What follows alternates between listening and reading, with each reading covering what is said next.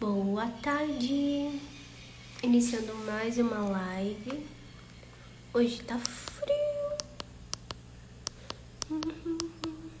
Controle emocional, fundamental em nossa vida. A gente vai falar de emoções. Oi, Emily.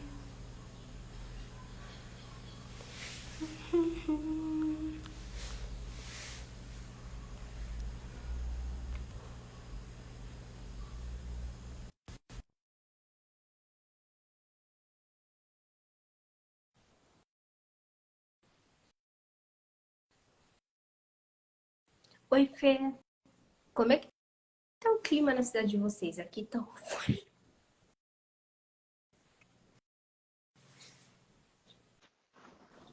Ah, de novo aqui. Ai, Boa tarde, boa tudo bem? tarde. Oi, Stephanie, tudo bem? Como você tá? Tudo certo. Tô com frio. Frio? Hoje tá bem frio aqui, ventando. Ah, aqui tá um forno, viu? Eu tô com muito calor. Uau. E É, aí, na como minha é que região você também. está? Tô ótimo, muito bem.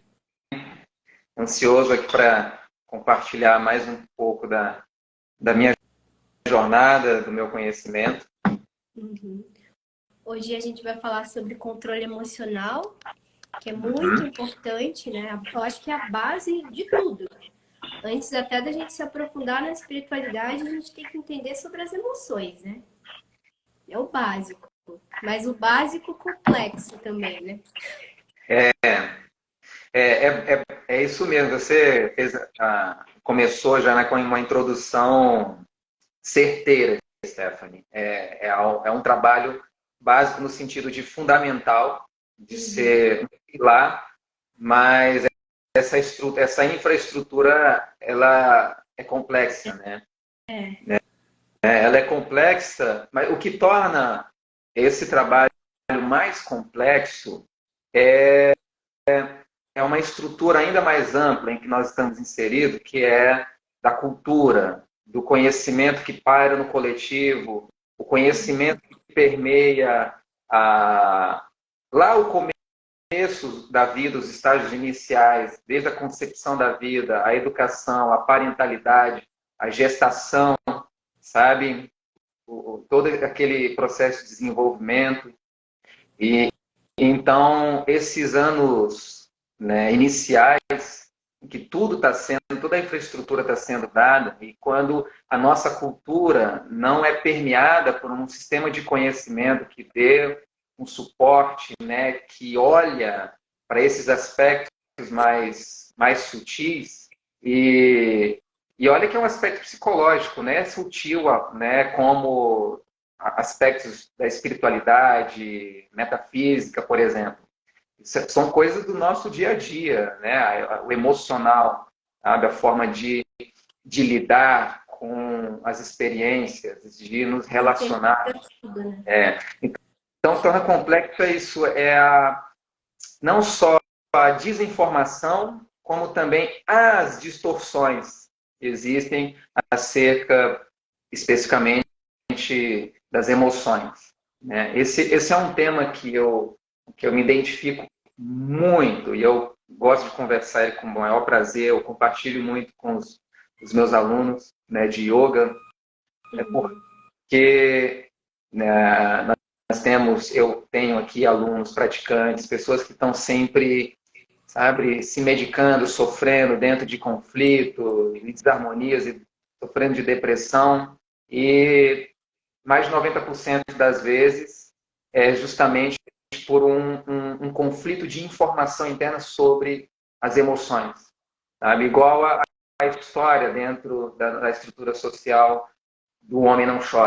Né? Eu gosto sempre de dar o exemplo, né, do homem não chora. Várias Então, crenças, né? Que a gente tem que reprimir as emoções, que a gente sempre tem que falar que tá bem, e aí tudo bem, aí você tá mal e você tem que. Não, tá tudo bem. é, A gente é condicionado a isso, né?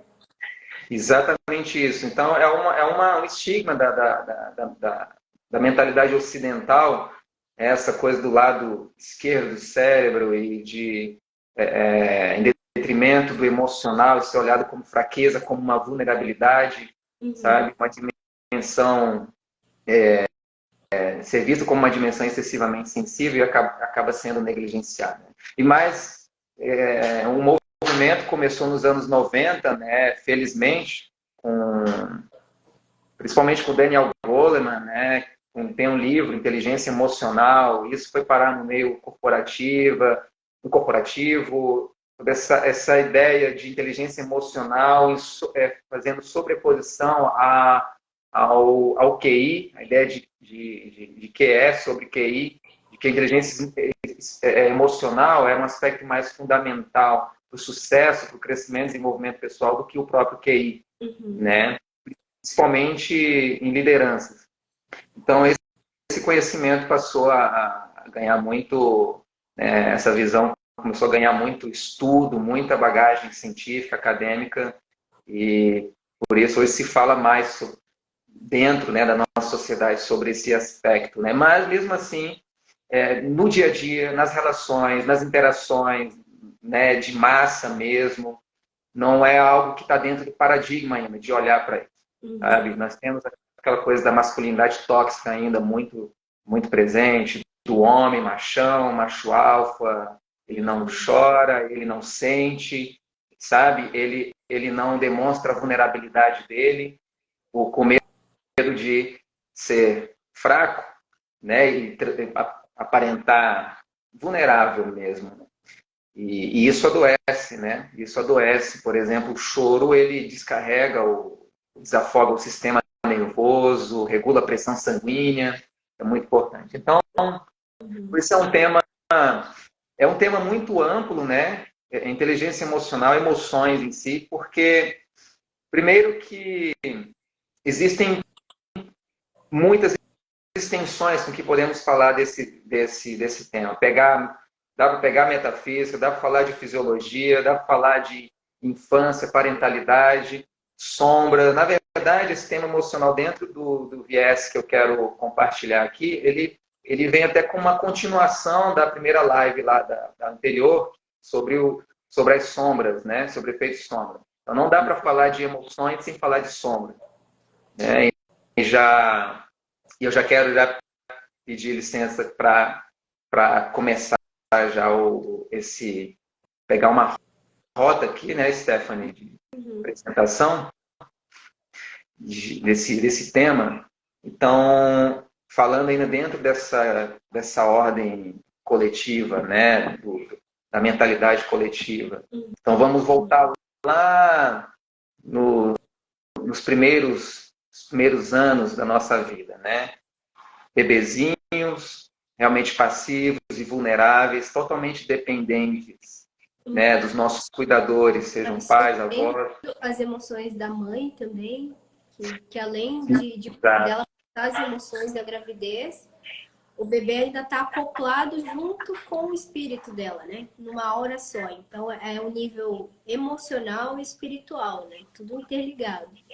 Exatamente, que é a fusão emocional, né?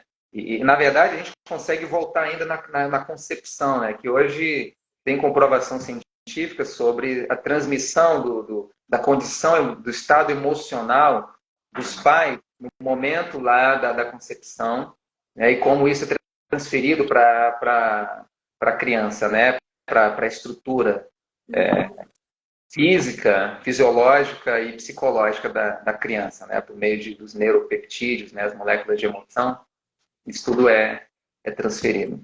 E então, dentro do processo de gestação, o tempo todo, né, a criança está sentindo o que a mãe sente, né? Ela está participando das interações emocionais da mãe e do que está acontecendo no ambiente, né? E lá nos primeiros anos, já depois de nascida, a criança, é interessante esse processo, então, porque tudo que ela quer nesse momento é suporte, claro, físico para a sobrevivência e o suporte emocional no sentido de acolhimento, de afeto. Tudo que ela quer, além da sobrevivência, é amor, é atenção, é acolhimento. E hoje nós temos a difusão desses conhecimentos, né, parentalidade consciente, tem disciplina positiva, a psicologia pré e perinatal. Então, está trazendo mais informação, mais clareza acerca desses momentos cruciais para a formação da inteligência, da estrutura emocional, né, que nós vamos levar para todo. Tem estudos, inclusive, que mostram como essa janelinha do processo embriológico, ele já constrói todos os elementos e a estrutura que vai apenas refletir ao longo de toda a vida. Sabe? A forma de sentir. Tem uma autora, uma pesquisadora, esqueci o nome dela agora, escreveu um livro. É um livro bem carregado, tecnicamente, academicamente. Então, para quem não se identifica, é uma leitura um pouco cansativa, mas para quem gosta é interessante, né? Entender a importância desse momento. Mas aí vamos para um passo depois, né? Nos primeiros anos de vida. Então, temos lá uma fase importante que meu filho Ravi está dentro, né? Está transitando, na verdade, no meio dessa fase, é a fase lá a partir dos 2 anos da autonomia. E aí eu vou entrar em uma emoção específica, como exemplo, que é a raiva, que tem um tabu muito grande dentro da sociedade, principalmente dentro da espiritualidade. Verdade. Né? E a distorção com relação às emoções, e a raiva especificamente, bem como medo e sentimentos, né, subsidiários como ansiedade, angústia, pode criar uma perturbação terrível, sabe? E colocar o indivíduo no processo de autodestruição, de um desgaste interno, devido a essa distorção. Então, vamos lá. A partir dos 2 anos, nós temos lá a fase do desenvolvimento da autonomia, sabe?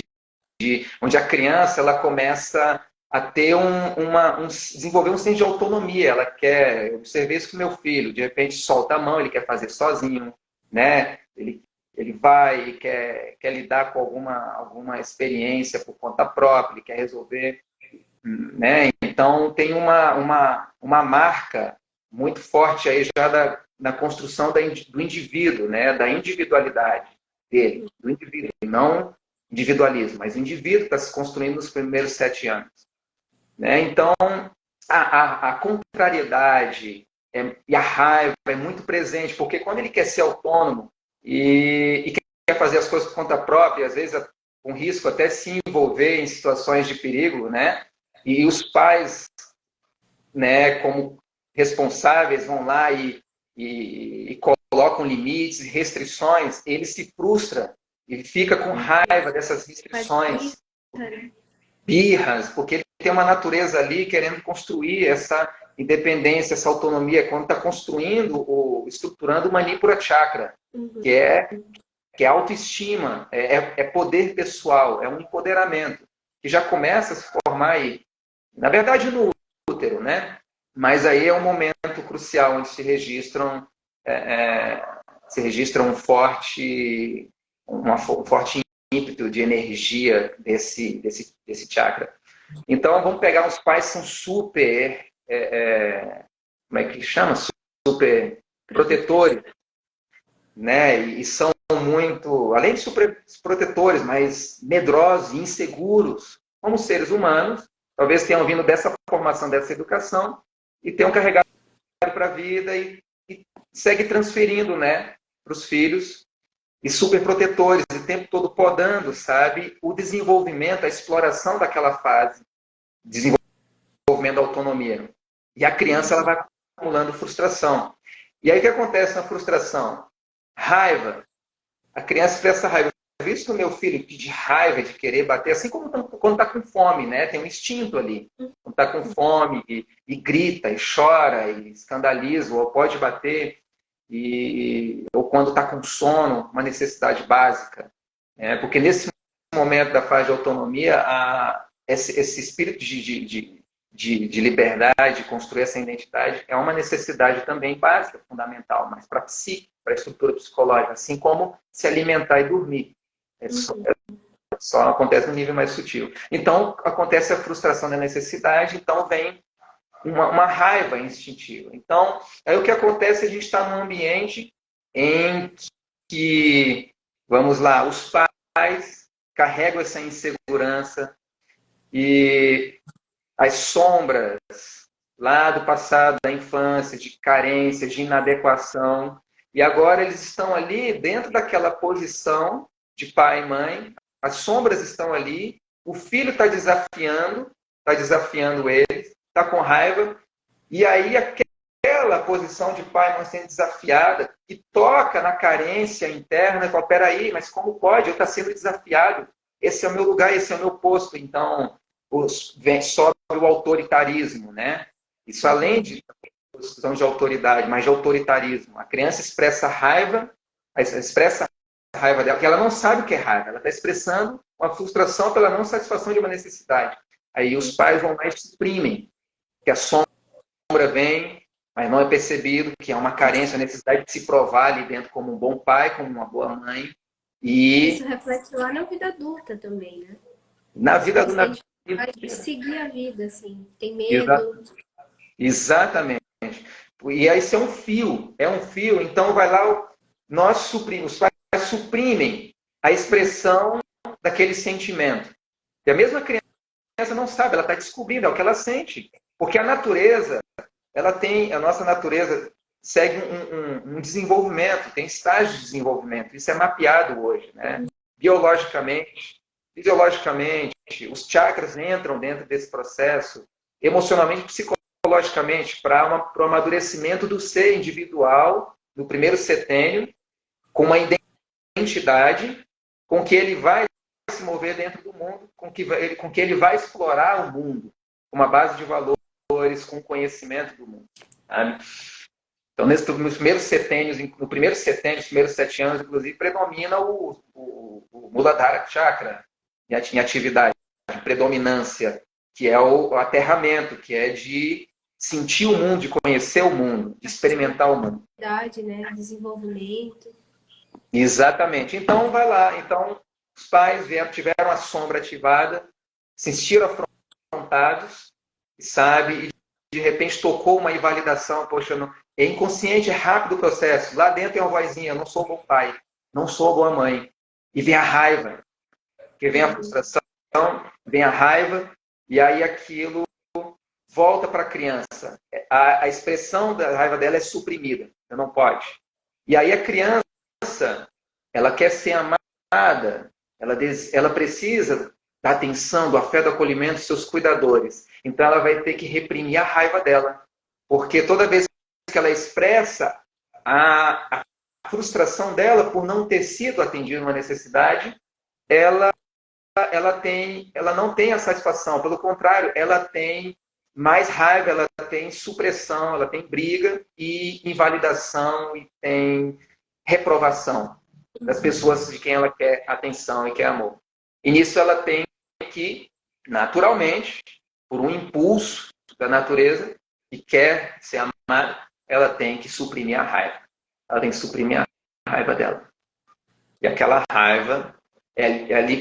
E claro, não vou dizer que começa aí, pode ser a raiva suprimida da mãe, lá na gestação, né? A criança pega... Então, ela está internalizando tudo isso, sabe? O que vem acontecendo depois no ambiente, só é mais um somatório, sabe? Então, você vai juntando um acúmulo de raiva. Aí você cresce, sabe? A princípio, e aí o que aconteceu? Você suprimiu, aprendeu que tem que suprimir a raiva, porque aí internalizou a seguinte ideia, porque aí vai ser conceitualizado isso. A ideia vai ser a seguinte: expressar minha raiva é errado. Errado. Pronto, porque nos primeiros anos foi suprimida, ela não conseguiu sucesso na expressão da raiva, e sempre das frustrações. Então, isso foi entendido como algo errado. Isso é errado. E sempre que eu exprimir, a ideia é a seguinte, internalizada: sempre que eu expressar minha raiva, eu vou ser punido por isso. Eu vou ser julgado, reprovado ou invalidado. Já começa aí, né? Até no padrão. Já começa. Até um dia chegar numa terapia, fazer, enfim, depois de muito sofrimento, muito conflito. Então, quando é internalizado, passa um tempo, isso saiu do consciente, quando não está mais na janela da consciência e entra na janela do subconsciente, vira sombra. É uma sombra porque não é algo mais visto, não é algo mais perceptível. É algo que está lá, uma ideia que foi internalizada, se tornou invisível, mas segue operando a Consciente. tua mente, a tua vida, a tua consciência, a tua existência. E segue.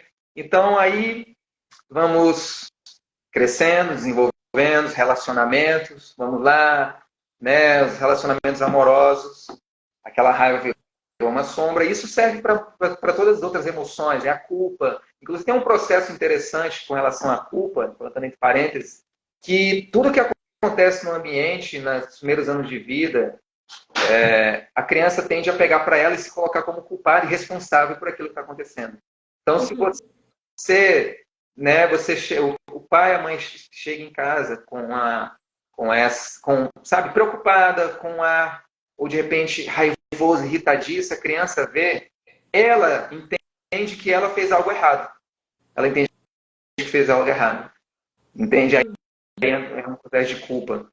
Isso é muito, tá vendo como é delicado, Hoje né? eu atendi uma moça que foi exatamente isso. Ela estava presa É, no processo da mãe dela, que o pai dela batia na mãe, eles se desentendiam e acabou que ela absorveu como se ela precisasse resolver a olha situação. só.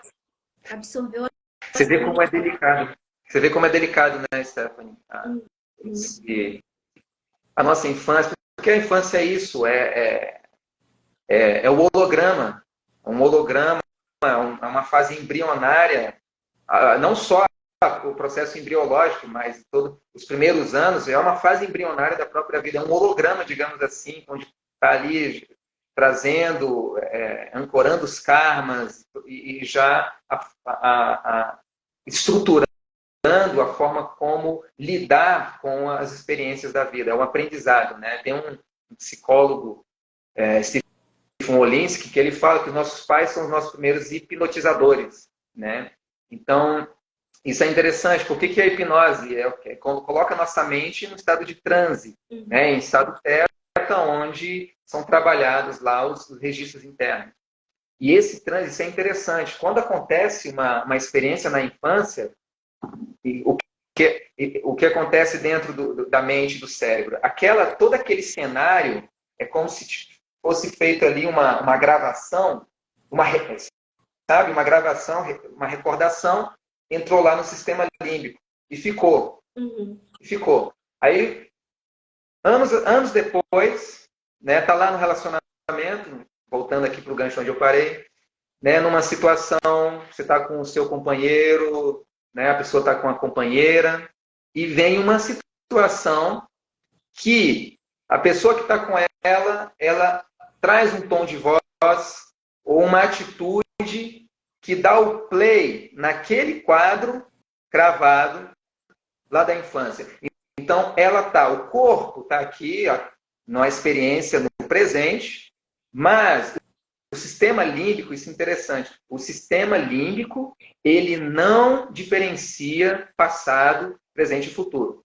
Aliás, passado e presente. Tudo está acontecendo aqui agora no sistema límbico. Então, aquele quadro, aquela recordação foi dado, vai ser dado play várias vezes ao longo da vida né, são os gatilhos que nós temos, das pessoas, espelho, dentro das nossas interações. Aquela janelinha vem, e o que acontece quando é dado play? A mente entra de novo naquela experiência. Você, naquele momento, por mais que você esteja num corpo adulto, a mente ela está dentro daquela janela, daquela tela, daquele cenário, daquela experiência. Por isso tem casos Inconsciente, né? E é o que a gente chama de acting out, né? Que o seu corpo físico vai demonstrar sinais através de emoções e picos de algo muito diferente assim da sua rotina. Então, por exemplo, algo aconteceu e você teve uma raiva imediata, um desespero, deu vontade de gritar, chorou por algo pequeno. Isso é um acting out, é alguma coisa lá do seu subconsciente, que é exatamente esse sistema que você falou, que tem um quadradinho lá, que a pessoa aciona isso e reflete no corpo físico. E aí ela não tem consciência. Mas são essas formas que a gente consegue perceber que aí tem bloqueios. Exatamente. É isso mesmo. E o corpo é onde eu ia chegar, exatamente. O corpo é o sinalizador. O corpo é onde... Por isso que, trazendo até de gancho aqui aquela ideia que conversamos na outra live das sombras, na espiritualidade, a ideia mal compreendida do desapego confundido com rejeição e negação, então de interpretar o desapego do corpo, do mundo, como negação do corpo, isso pode criar problemas justamente dessa dissociação com o corpo, negação com o corpo, e de nunca ser capaz de lidar e de se aproximar dessas sensações, dessas sinalizações que vêm desses registros lá no subconsciente, né, no inconsciente do passado. Porque isso acontece, né, como eu mencionei na primeira live, uma pessoa que tem uma infância difícil, dolorosa, existe uma tendência de criar um processo de dissociação. Os psicólogos chamam de dissociação. Então, qual é o entendimento? O meu ambiente me traz muito sofrimento. Esse ambiente é doloroso. E qual é o instrumento utilizado para sentir, para avaliar que está sendo doloroso, que não está sendo prazeroso? É o corpo. Eu estou sentindo aqui o incômodo. Então, a mente, num processo inteligente, natural de defesa e proteção, tem uma dissociação de fugir do ambiente, fugindo do corpo, uma vez que o corpo é que interage com o ambiente. Né? E isso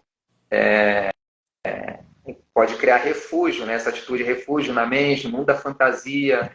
Esse mundo da fantasia, os psicólogos já chamam de mundo da fantasia, mas às vezes pode ser um mundo, é uma suposição minha, um mundo espiritual, um plano, um lugar de origem. Pode ser um mundo de fantasia, né, também, mas eu acho que não. Mas isso é uma ideia minha, né, uma suposição. Né? Se refugiar na alma, no espírito, para, sabe, não lidar com aquela dor. Mas o problema disso é de levar isso para a vida adulta, porque a experiência do mundo, nas relações, ela depende do corpo. Um desenvolvimento saudável, um corpo saudável. E quando nós sofremos de dissociação, nós não temos uma experiência do mundo saudável. Então, o que vai acontecer? Tem que fazer uma apresentação em grupo. Aí vem aquela descarga, aquele estado de excitação, que chama de ansiedade. Então, por não termos estabelecido uma segurança, né, no sistema nervoso, na mente, no corpo, um desenvolvimento saudável do Muladhara Chakra, e nem mesmo um relacionamento saudável com as sensações, porque se não desenvolvemos o corpo plenamente, muito menos a relação com as sensações. O que vai acontecer é que a gente vai ficar fugindo das sensações. Como você apresentou, são os sinalizadores, a forma de a gente sentir que tem algo ali vindo à superfície. Mas não é isso que acontece sabe, no cotidiano. Eu vejo aqui entre os alunos, sabe, pessoas e no mundo inteiro. É muito sutil, quase imperceptível. Exatamente. As pessoas medicam a ansiedade, as pessoas medicam o mensageiro. Nós medicamos o sinalizador. Entende? Porque nós não fomos, digamos assim, desenvolvidos dentro de um relacionamento saudável com o próprio corpo. O relacionamento saudável consigo mesmo é a base para o relacionamento com qualquer coisa dentro do mundo. Por isso, dentro dessa ideia de espiritualidade, desenvolvimento espiritual, algo que eu costumo sugerir como parâmetro, como uma medição para o desenvolvimento espiritual, é o fator relacionamento. Relacionamento é algo básico dentro da existência. E não é só entre humanos. É entre animais, é com as plantas, com a natureza, consigo mesmo, com as suas emoções, com o seu instrumento. Isso aqui é um templo, sabe? Então, percebendo a qualidade dessas relações, eu já consigo ter uma ideia para onde eu vou direcionar a espiritualidade. Porque muitas vezes a espiritualidade começa com uma angústia, um incômodo profundo. Essas sensações que são incômodas, que talvez a pessoa tenha medicado por um bom tempo da vida dela e não surtido efeito, e então ela entende que, sabe, tem algo, ou é levada a um caminho, a espiritualidade, ou a um caminho. Exatamente, para lidar com essas sensações, para lidar com esses incômodos, para lidar com os sinalizadores. E aí onde nós precisamos aprender, eu acho interessante que professores, guias, mentores, líderes dentro da espiritualidade criassem um certo domínio sobre, dentro desse campo de emoções, sombra, sabe? É onde as pessoas estão sofrendo, onde está a porta, a ponte para a busca da espiritualidade. E quando, por exemplo, aquele corpo que sofreu dentro de um ambiente e entrou numa dissociação e passou a viver só na mente, sabe, no intelecto ou, enfim, na imaginação, não que isso seja ruim, às vezes ela pode desenvolver um senso artístico, alguma coisa, ou intelectualidade e tal, mas pode comprometer a função executiva dentro do mundo. Então, pega, por exemplo, uma aluna minha, ela fez uma aula experimental certa vez, e depois da aula, ela veio toda surpresa, dizendo pela primeira vez ela sentiu o corpo dela da cintura para baixo. Ela disse que nunca tinha percebido o corpo dela da cintura para baixo. Isso é muito de um perfil chamado na bioenergética de esquizoide. Né? O esquizoide é o que esquizoidal. É diferente da psicanálise, na bioenergética, a psicanálise já entra aprofunda mais. A bioenergética é mais no padrão corporal e sintomas emocionais. Então, esse é o esquizoide, é o perfil que se isola na mente para fugir das dores no corpo, do sofrimento, das sensações desagradáveis. E geralmente começa no útero, a formação do esquizoide. Sabe? Geralmente o esquizoide ele traz um senso de não merecer existir, não merecer estar no mundo.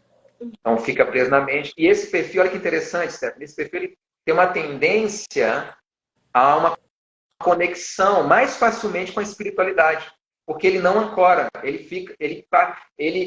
tende a estar mais facilmente em conexão com o astral, com o sutil, com o éter, porque não ancorou na matéria.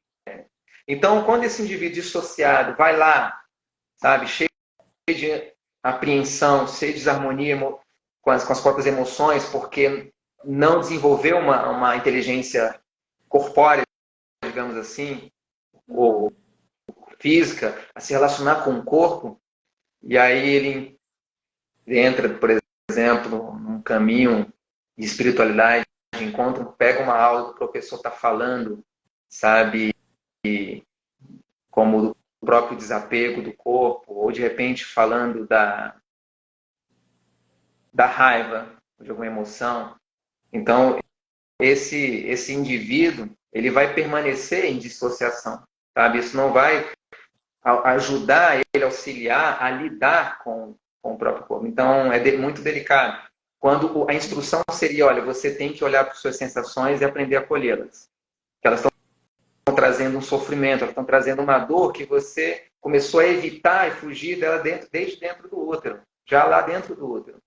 E ele nunca desenvolveu, então, uma relação com o corpo.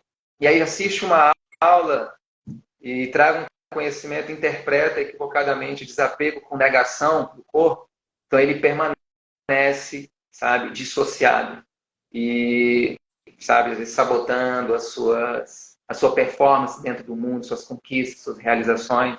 Então é muito delicado.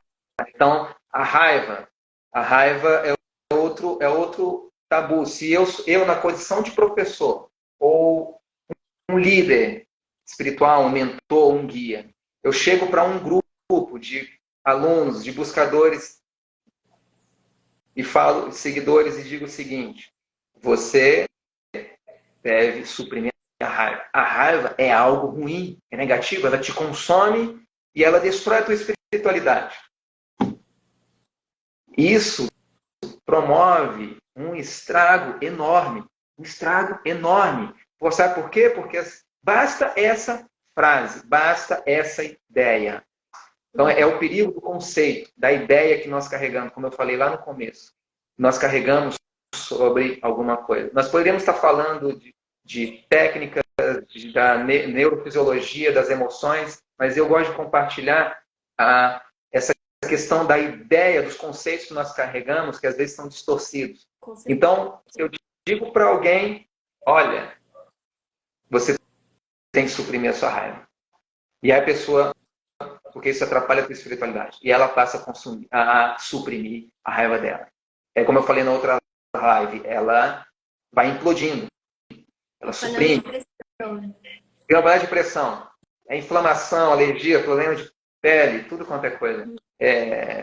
Pressão lá em cima, vive um estresse o tempo todo.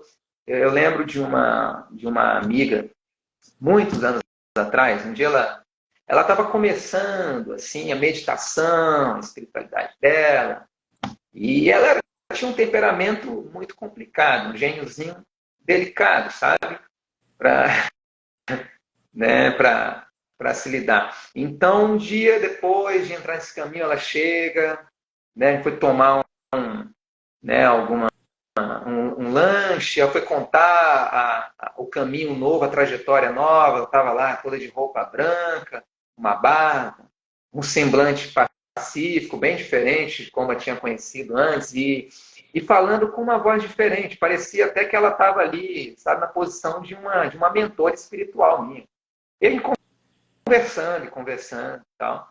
Aí chegou uma hora que eu fui questionando algumas coisas e ela começou a se irritar. Ela começou a se irritar. E aí até que ela foi lá, esbravejou e deu uma explodida. E aí se lamentou. Ah, mas que saco. Que não sei o quê. Já tinha muito tempo, tá vendo? Tá vendo? Tinha muito tempo que eu não sentia raiva. E agora foi só conversar com você que senti raiva. Por sua culpa, que não sei o quê, eu senti raiva, não sei o quê, não sei o quê. Não quero mais conversar com você. Uau. Eu falei, então tá bom. E eu não entendia, não tinha esses conhecimentos, né, de sombra, sobre fuga, né, dissociação que tem hoje. Hoje eu entendo a questão, né, sabe? Eu estava começando a jornada, o caminho dela, e então pegando, sabe, a coisa bonita de luz, né, das coisas boas da espiritualidade, mas não, né, foi dito para ela, ou não foi ensinado ainda naquele momento, que ela tem ali, nós temos uma estrutura emocional e como seres humanos, né, nós carregamos esses elementos, esses fatores que fazem parte da jornada humana e que sentir raiva, por exemplo, são válidos, né? Eles passam o controle emocional é isso, você lidar com todo sentimento, porque eles não são fixos, eles não fazem parte de você. Assim como a alegria, a tristeza, todos os sentimentos, né, eles passam, e aí você tem que ficar mais naquela coisa de observar. O que isso está me trazendo? O que isso significa? Deixar as emoções passarem e você filtrar tudo isso, né?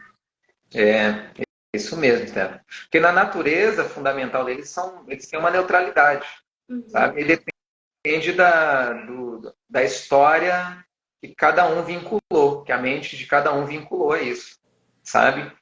Então, porque o que contraria você, que te deixa com raiva, pode não ser o mesmo que encontraria. De repente vai ser indiferente para mim. É indiferente, sabe?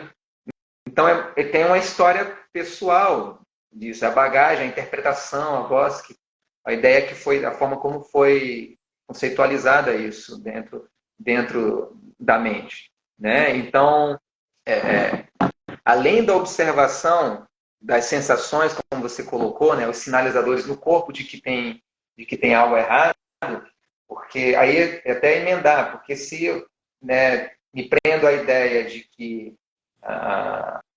distorcida de desapego, como negação do corpo, eu continuo negando o corpo, eu nunca vou ter a oportunidade de estabelecer uma proximidade com essas sensações, com essas sinalizações, com esses sinais. Porque eu tenho que chegar, me aproximar do meu corpo, me sentir. E além dessa cultura, das ideias difundidas na cultura, no coletivo, sobre as emoções, sobre sentir, associado à vulnerabilidade, entende? Porque aí isso vai muito mais fundo. A gente entra até dentro da estrutura de ideias patriarcais dentro da sociedade. Ideias patriarcais, sabe, do patriarcal é do domínio do homem sobre a mulher e a criança. Então, essa coisa de subjugar as emoções tem uma história muito profunda, muito antiga, da onde vem o homem não chora, a forma de olhar para as emoções, de olhar, porque a forma de olhar para as emoções, de relacionar com o corpo, ela é justamente feminina.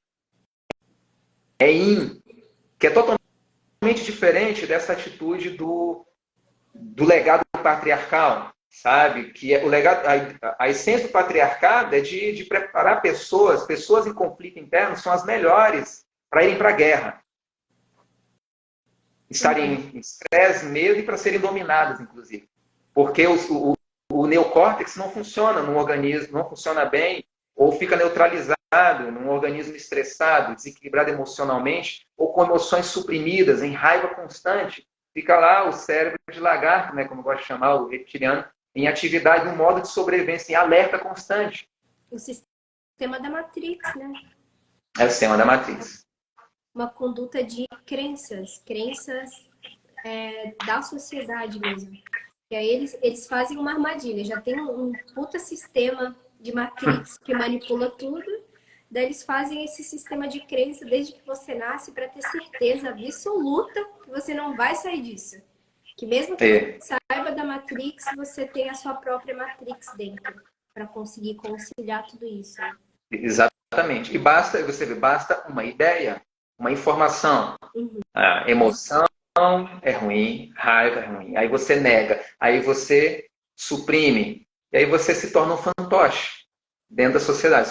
Você se torna um fantoche. Parece que uma personalidade explosiva e dominadora e controladora, parece que ela é poderosa, né? Porque ela é intimida.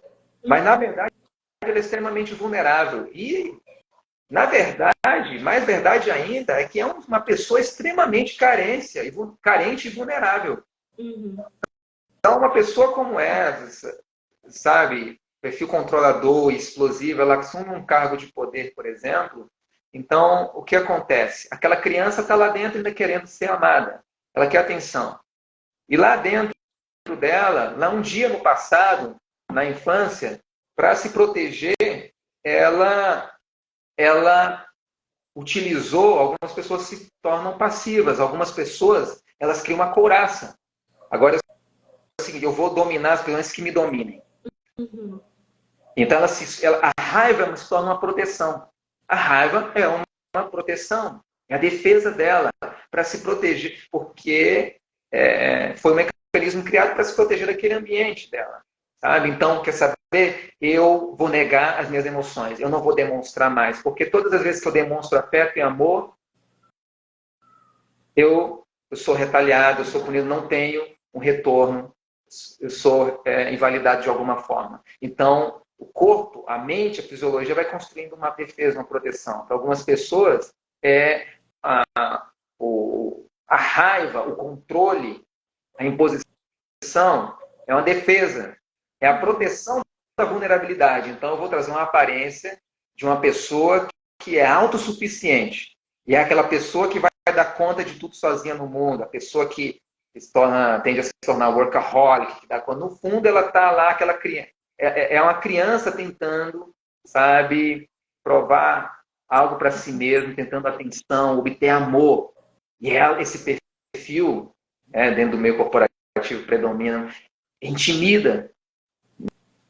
Sabe? Então, por que ele está fazendo? É através do controle, eu vou conseguir as coisas do jeito que eu quero, aproximar as pessoas e fazer com que eu me sinta seguro, porque eu não sou capaz, de forma espontânea, não me sinto seguro a me relacionar com as pessoas, porque eu tenho medo, no fundo, de ser invalidado, julgado e reprovado novamente.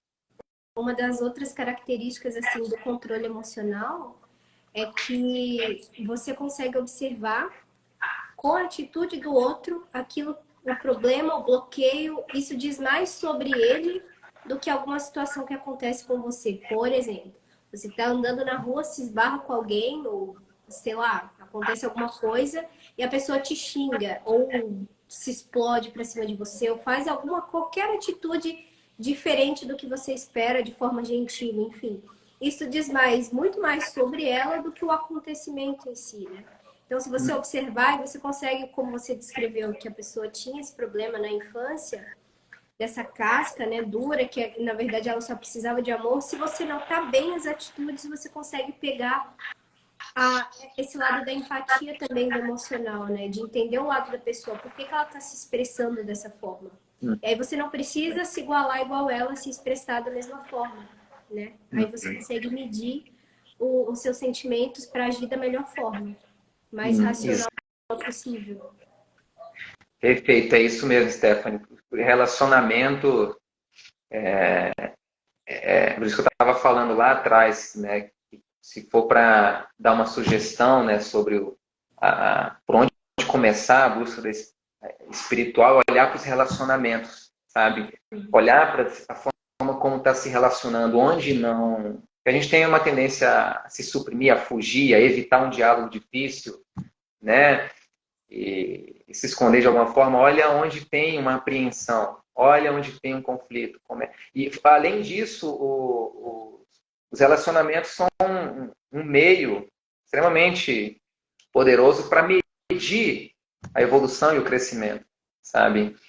Medir o nosso desenvolvimento. Esse exemplo que você deu é perfeito, né? Porque o tempo todo as pessoas estão sendo espelho, né? Das nossas sombras no subconsciente. Então, é uma terapia gratuita. A pessoa, às vezes a presença da pessoa está lá e te incomoda. E quando nós não temos essas instruções, né? Esse funcionamento de que esse incômodo, a pessoa, na verdade, está sendo um gatilho, está dando um play, um vídeo interno, que às vezes um cenário, às vezes tu chega em um lugar que cria um mal-estar. Ou talvez tua mente esteja associando lá, deu play a um ambiente e tem elementos muito parecidos com aquele ambiente. É um cheiro, é um aroma, aquele momento que você era criança, que você queria a atenção da sua mãe estava cozinhando, ela estava cortando cebola, o cheiro da cebola ficou marcado, reflexo condicionado, né? E aí, de repente, você cria trauma de cebola, igual tem pessoas que têm intolerância a glúten, né? Como brigas no café da manhã, então, entende? De acontecer, né? Então, tem essa perguntinha básica: por que isso está me incomodando? Por que isso está me afetando? Sabe qual é a necessidade? Qual a necessidade não atendida por trás dessa, sabe, dessa frustração? Qual é a minha frustração? Sabe, qual é o meu medo? Do que eu estou fugindo? Por que essa pessoa está me afetando? E isso não é tão simples. Talvez a pessoa tenha que ir para terapia, tem técnicas de meditação, mindfulness, né, para conseguir lidar com essas coisas. Mas é importante que exista essa disposição de olhar e lidar com essas sensações, porque nós estamos, como falei lá atrás, nós estamos num mundo em que medicamos os mensageiros. A ansiedade está apontando para um medo mais enraizado, um medo, uma insegurança, sabe? Interna. Então eu vou lá, experimento um estado de excitação. Eu estou em ansiedade. Aí a pessoa, pronto, eu estou ansiosa. Aí passa um tempinho, aquele estado perdurando, porque ela fica ali na superfície. Não temos uma instrução clara de que isso tem um medo conectado, uma insegurança. Então a gente fica na ansiedade. Aí fica um tempinho, passa talvez dias, semanas ou meses, anos, e aí de estar ansiosa, ela passa a se definir como ansiosa. Eu sou ansiosa. Eu sou uma pessoa ansiosa. Eu sou uma pessoa ansiosa. Pronto, se identifica. E aí fica distante da emoção básica por trás, que às vezes está protegendo ela de algo, está querendo proteger, de acordo com o programa interno. Né? As crenças sobre si mesmo. Um dos pilares do controle emocional é você ter autoafirmações positivas, ter uma mente positiva, né, sobre as coisas. Tudo acontece por um acaso, que você tem que medir as coisas que acontecem, tentar sempre ver o significado. Porque assim você descobre o seu interior, né? As emoções sempre vão estar passando. E eu costumo ter um mantra, assim, maravilhoso que... Lá em 2018, por aí, quando eu iniciei a meditação, os pranayamas me ajudaram muito. Eu estava tendo umas crises de ansiedade. E aí eu coloquei, cara, eu entendi sobre o controle emocional. Eu não tenho controle nenhum das situações que acontecem comigo e as coisas que vão vir na minha direção. Mas eu tenho controle em como eu vou agir a elas. E aí, antes de você agir no impulso, porque as emoções, elas vêm muito afloradas. Você não tem esse domínio, a não ser que você para, respira. Ao invés de agir instantaneamente, você se coloca nesse lugar de observação e pergunta, tá, isso aconteceu? Por que isso aconteceu? Essa pessoa fez isso? Como eu posso agir da melhor forma? Sabe? Você se questionando, você direcionando essa sensação, você vai ver que ela vai passar e você vai agir da melhor forma possível. Isso é ter um domínio sobre as emoções, né? E tirar sempre proveito e aprendizado dela. É isso mesmo, Stephanie. Isso a gente consegue, então, até entrar num passo a passo, né? Primeira coisa, né? Tudo que a gente falou até agora é desconstruir a ideia de que as emoções são uma espécie de inimigo, são coisas ruins. Então, né? Você que está assistindo agora, olha para dentro, já traz, inclusive, na verdade, era um exercício era para ter feito lá no começo, né? Qual a visão que você tem sobre a raiva? Qual a visão que você tem sobre o medo? Ou sobre as emoções? Né? Ver se você tem vergonha de sentir medo, vergonha de chorar, vergonha de, sabe, de demonstrar vulnerabilidade. Okay? Porque isso pode virar até um câncer lá dentro. A gente se destrói. Porque a emoção, sabe, é um fator essencial de ligação do espírito com o mundo, da alma com a matéria. É a fonte dos desejos, desejo que nos impulsiona. Sabe? Aí claro, desejo daria um outro, esse tema costuma ser controverso. Né? Mas você pode desejar ser feliz. Dentro do yoga, a ideia básica, o motor fundamental por trás da existência das emoções é de que felicidade, a Ananda, bem-aventurança, é a natureza fundamental da alma. Já é plena, já é a felicidade em si, que nós procuramos no mundo, que precisa apenas do reconhecimento, dessa validação, que é a matéria do Vedanta, né? A filosofia do yoga. Então, o desejo da felicidade, experimentar essa natureza fundamental, que em si é de verdade, como é dito na tradição védica, é o motor de onde se formam, né, uma extensão, um fio, as outras emoções. Porque se você olha todas as nossas buscas dentro do mundo, de bilhões, de quase 8 bilhões de pessoas no mundo, e diferentes desejos, supondo que cada um tem um desejo diferente, 8 bilhões de desejos diferentes, todos esses desejos, bilhões de desejos, convergem para um desejo só, de ser feliz. De ser feliz. Ninguém está desejando algo, saindo de casa em direção ao mercado, à padaria, uma viagem, comemorando. Hoje vai dar tudo errado. É. Hoje, se Deus quiser, vai ser um fracasso. E se Deus for bom mesmo existir, eu vou voltar para casa triste, infeliz e fracassado. Isso é insano, não sabe? Eu coloco esse exemplo de forma grosseira porque é assim que o yoga e o Vedanta trazem, né, essa matéria. E daí, o problema é na falta de uma instrução que nos leve para dentro para reconhecer essa natureza fundamental de Atma, a Ananda, essa estado de bem-aventurança. E passamos a buscar externamente.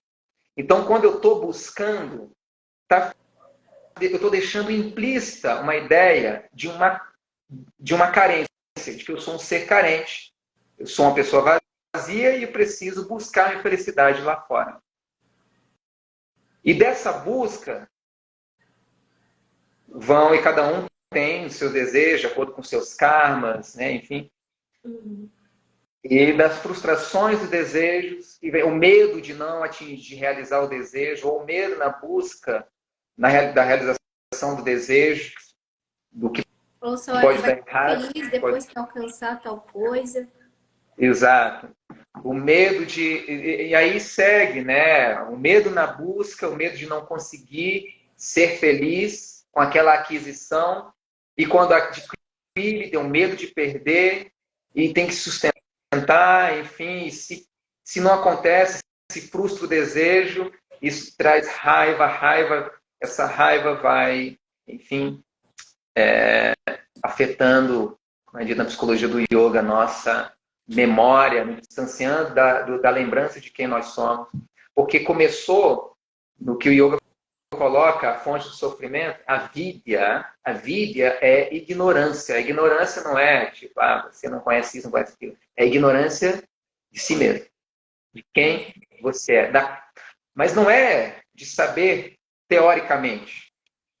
Eu sou luz, eu sou todo, eu sou consciência, que tudo permeia, eu sou o eu superior.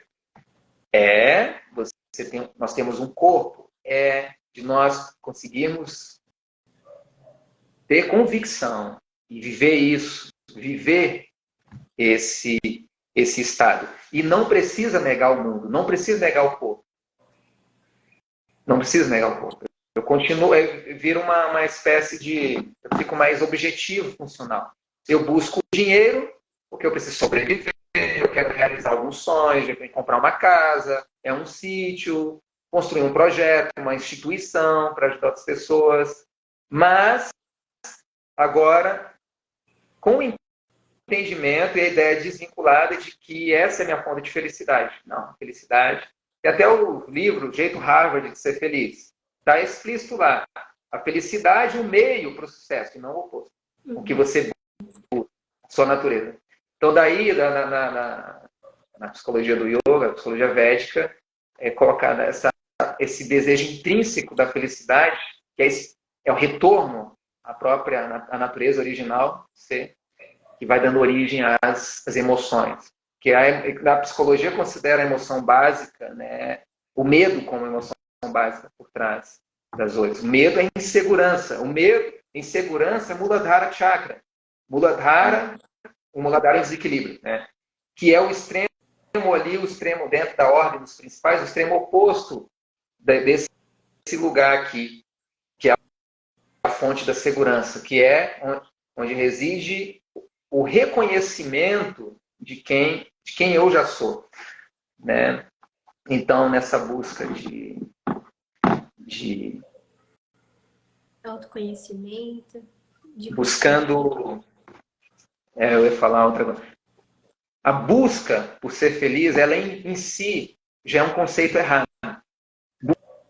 Buscar ser feliz, porque, repetindo, traz a ideia implícita de uma carência e de que eu preciso um meio externo. E não existe. Existe um meio que vai ser um gatilho. Tomou um pote de sorvete saboroso, foi prazeroso. Teve uma experiência de uma fagulha do ser. Mas se você continuar tomando pote de sorvete, vai dar dor de barriga, colesterol sobe, vai dar um problemão. Entende? É limitado. Então, aí esse passo a passo, sabe? Dessa busca de entender o que está se buscando dentro do mundo, sabe? Referente à felicidade e que não está nas coisas do mundo. Que isso aqui é vendido pelo marketing, pelo mercado. Tipo, grip, Benegrip. Exato. Então, o segundo passo é de não negar as emoções. Na verdade, as emoções, elas são nossas aliadas. Elas são nossas aliadas. Elas estão querendo nos proteger o tempo todo. Talvez o problema seja no programa que está lá. E o programa, e se você pegar todos os programas, ele tem um fator básico, julgamento. o julgamento distorcido, equivocado sobre si mesmo. Aquela culpa que a criança carrega, o julgamento de que eu não sou bom o suficiente, né? Enfim, que vem de uma interpretação feita por uma mente imatura, um cérebro que está desenvolvendo ainda. E aí a gente chega adulto com esse cérebro, o corpo adulto com essa mente. E aí tem que ter isso que você colocou, a autoobservação, o olhar muito de perto das nossas interações, relacionamentos com as outras pessoas, que elas vão apontar o tempo todo para essa. E a humildade. A humildade para tu ver que, olha, não é o outro que está te trazendo sofrimento. Tu está ajudando o outro e o outro não te disse obrigado. Aí você esbraveja e bate o pé igual uma criança que não me reconhece e não disse não obrigado.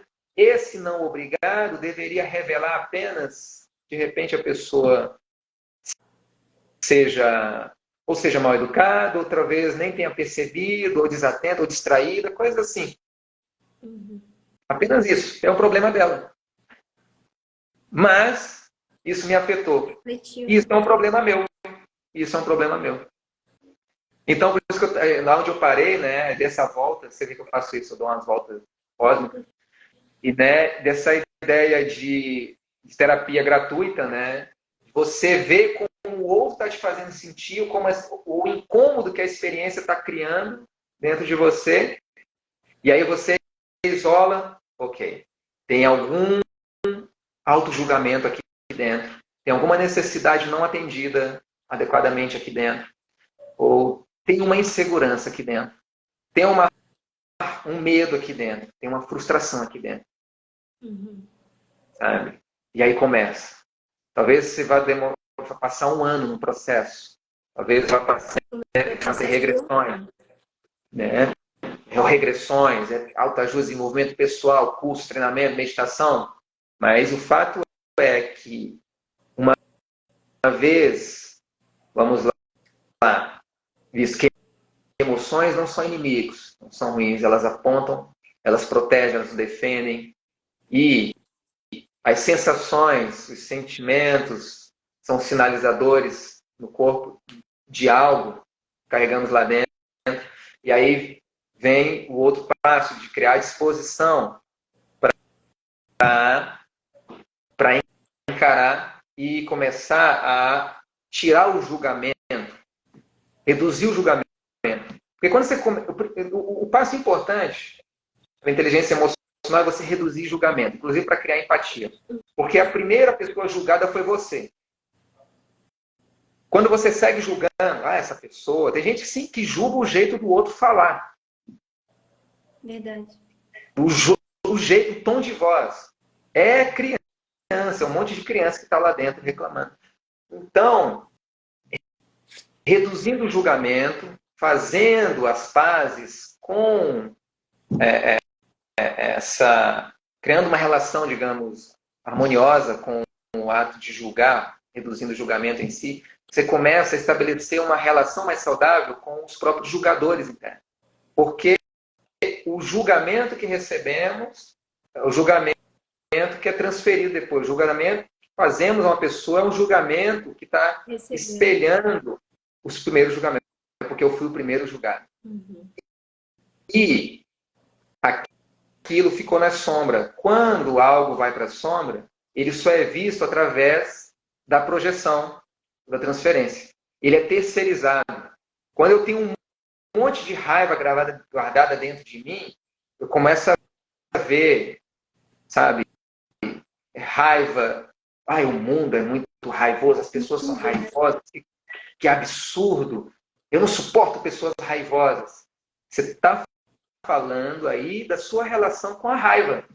Porque você pensa, a gente isola a pessoa. Que eu não suporto pessoas raivosas, que a raiva. Aí a pessoa está perto de você, ela está com raiva. E a raiva dela te incomoda. E a raiva dela te incomoda. Isso significa que o problema é com a pessoa, o problema é a pessoa? Não, o problema é da minha relação com a emoção raiva. Por que que ela me incomoda? Porque eu suprimi a raiva lá dentro, porque eu fiz um julgamento dela lá dentro como algo errado, algo ruim. No princípio eu julguei, eu tinha consciência de ser algo errado e evitava a raiva. Depois se tornou sombra, eu não vi mais aquela raiva. Eu só vejo ela através do outro. Eu só sinto essa supressão através da raiva do outro. E aí talvez, sabe, Stephanie, que tem pessoas talvez que vai passar a vida toda pulando de relacionamento em relacionamento, relacionamento amoroso, porque ela vai ficar procurando uma pessoa que de repente não tenha tanta raiva, não tenha raiva, ou tenha o mínimo de raiva, ou pessoas que engatilhem ela o mínimo possível, que não incomode ela, sabe? Porque e vai passar a vida toda pulando de entre relacionamentos, até que ela entenda o problema é a relação dela com a raiva dela suprimida. Com as questões internas dela. Porque o outro é um reflexo, a gente aprende, né? Todo o processo de evolução está com a coletividade. Por isso que nós somos seres coletivos, precisamos estar em grupo. Porque o outro reflete aquilo que a gente precisa trabalhar, né, internamente. E isso é bonito quando a gente olha para as interações sociais com esse olhar, mesmo, com essa perspectiva de crescimento, de evolução. Então, de repente, não vou evitar mais. Eu fui do tipo mais esquizoidal, sempre de preferir o isolamento, de evitar grupos. Sabe? Depois eu entendi esse processo. Eu ainda gosto do isolamento, de estudar, de meditar. Mas eu não fujo, não evito mais como antes, como antigamente. Porque eu entendo que era sombra. Evitando. Quando você evita grupo, apresentação em grupo, coisas assim, interações, é o medo do julgamento, a crítica, aquelas vozinhas que estão lá o tempo todo. Sabe? Do que eu tenho medo? É uma pergunta básica, fundamental a ser feita. Ao invés de falar... medo é um bloqueio. Hã? Tudo que você tem medo é um bloqueio. Então pode listar todas as coisas que você tem medo, pode ter certeza que tem um bloqueio ali. Exatamente. Tem um bloqueio. E é importante fazer o trabalho físico, né? Não ignorar o corpo. Fazer o trabalho físico, manter em dia, né? Fazer relaxamento, fazer alongamentos, descarregar o estresse, porque um corpo sob estresse, ele não tem um parâmetro para... Eu gosto de citar uma frase, né, brincando, né, é bem informal mesmo, bem esdrúxulo, né, o que é um peido para quem já está todo cagado, né, como diz o mestre. Que não imagina um corpo em estresse, talvez tenha vindo lá dentro do útero, em estresse, nunca experimentou um relaxamento, ele não consegue perceber essas oscilações, essas mudanças no corpo. Então, por isso é importante buscar fazer um relaxamento, um reset no sistema nervoso e sempre dar manutenção para manter essa anteninha ligada. Chegou no ambiente, se conectou com uma pessoa, né? Aí você já percebe, peraí, eu estava tranquilo, veio uma sensação estranha.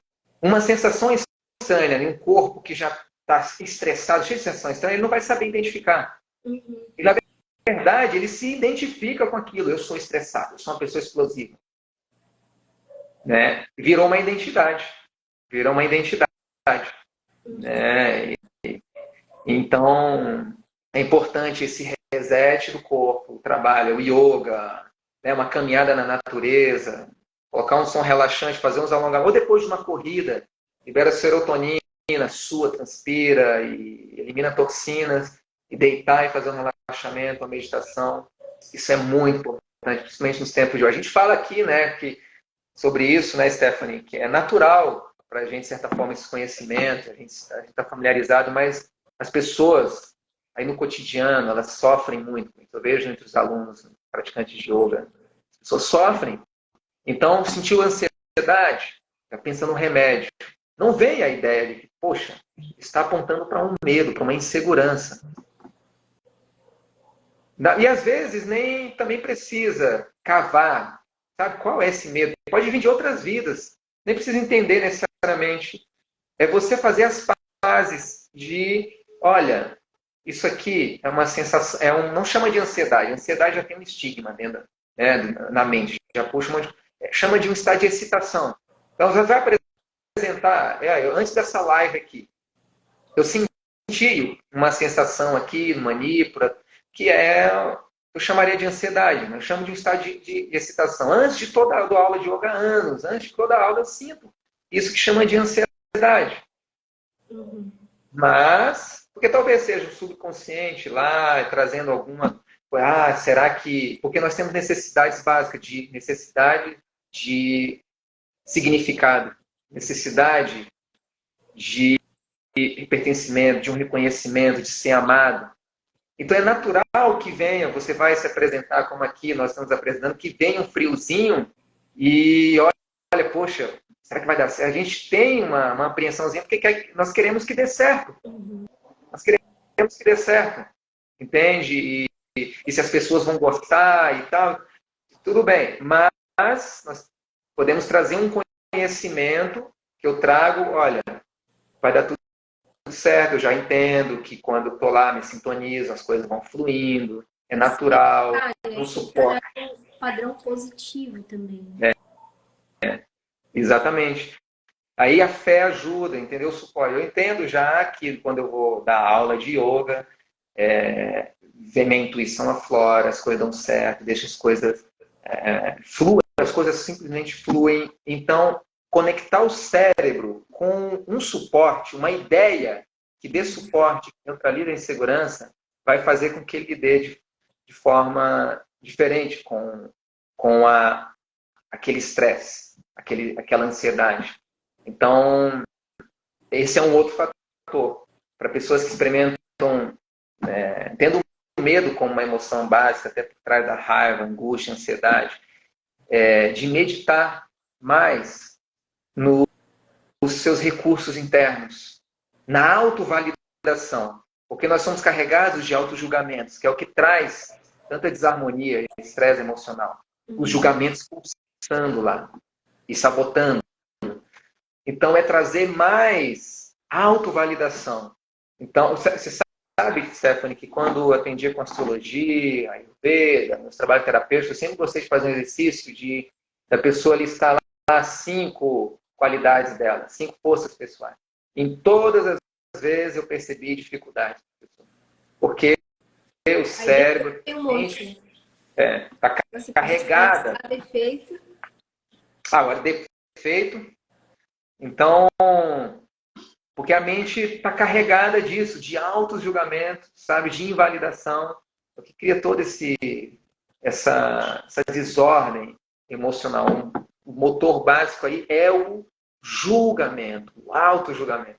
Então, onde você encontrar uma qualidade, acorda de manhã, traz essa força empoderadora de você mesmo, carrega, eu costumo instruir, carrega ela para o dia. Quando você pega eu sou uma pessoa, disciplinada, sabe? Então, ela carrega aquilo por um dia e aplicar aquilo durante uma semana, durante um período. Então, quando tem um propósito firme, a sombra e os sabotadores se tornam mais aparentes, em evidência. Ela vai ver no momento em que ela está querendo desistir, ela vai ver o momento que está se dispersando, ela vai ver o momento...